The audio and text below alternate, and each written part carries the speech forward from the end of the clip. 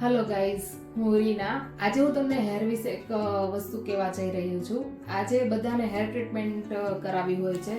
કોઈને સ્ટ્રેટ કરાવવા હોય છે, કોઈને સ્મૂથ કરાવવા હોય છે, કોઈને બોટોક્સ કરાવવું હોય છે, કોઈને નેનોપ્લાસ્ટિસિયા કરાવવું હોય છે. પણ કેવું કે તમે તમારી રીતે કોઈ પણ જાતે સિલેક્શન કરીને કરી શકો છો. પણ એવી વસ્તુ નથી. તમને તમારા હેરની અંદર શું શું પ્રોબ્લેમ છે, હેરફોલ છે, ડેન્ડ્રફ છે, તમે કઈ મહેંદી લગાવો છો, કયો કલર લગાવો છો, કેટલા ટાઈમ પહેલા તમે આગળ હેરમાં કોઈ ટ્રીટમેન્ટ કરી છે, એ પણ બહુ ઇમ્પોર્ટન્ટ છે. અને પ્લસ તમને કેટલા સમયથી હેરફોલનો પ્રોબ્લેમ છે, એ બધી વસ્તુ જાણીને પ્રોપર કન્સીલિંગ કરીને તમે હેર ટ્રીટમેન્ટ કરાવો, કે જેથી કરીને તમારા હેર ટ્રીટમેન્ટ થઈ ગયા પછી તમારા હેર બર્નિંગ ન થાય, પ્લસ હેરફોલ વધે નહીં, હેર તૂટે નહીં. અને લોંગ ટાઈમે ઘણી વાર એવું થાય છે કે કોઈ પણ હેર ટ્રીટમેન્ટ કર્યા પછી હેર ગ્રોથ પણ નથી થતો.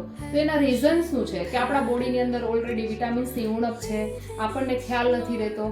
એ જાણ્યા વગર જ આપણે કોઈ પણ હેર ટ્રીટમેન્ટ કરી દેતા હોઈએ છીએ, અને પછી આપણા હેરફોલ એટલા બધા વધી જાય છે કે આપણે એના માટે પ્રોપર ડોક્ટરની સલાહ લેવી પડે છે. તો એના માટે આપણા શરીરની અંદર ઘણા બધા વિટામિન્સ છે. જે વિટામિન્સની ઉણપ છે, કયા કયા વિટામિન્સ આપણા બોડી માટે અને હેર માટે ઇમ્પોર્ટન્ટ છે? તો એક તો B12 છે, D3 છે, ઝીંક છે, વિટામિન C છે અને B7 છે. આ વિટામિન્સની ઉણપના લીધે આપણા હેરફોલ બહુ જ વધારે હોય છે, કે જેથી કરીને આપણે એનું પણ નિવારણ લાવીને પછી આપણે કોઈ હેરની ટ્રીટમેન્ટ કરીએ તો ફૂલ કન્સીલિંગ સાથે તમે પલ્સ બ્રાઇડલ સ્ટુડિયોની જરૂરથી મુલાકાત લો, કે જેથી કરીને તમારા પ્રોપર હેરનું કન્સીલિંગ કરીને તમને હેરમાં અમે ટ્રીટમેન્ટ સજેસ્ટ કરશું, કે જેથી કરીને તમારા હેર ગ્રોથ થાય, લોંગ લાસ્ટિંગ સુધી રિઝલ્ટ રહે, પ્લસ તમારા હેર એકદમ શાઇન, સ્મૂથ અને સ્ટ્રેટ લુક આપે.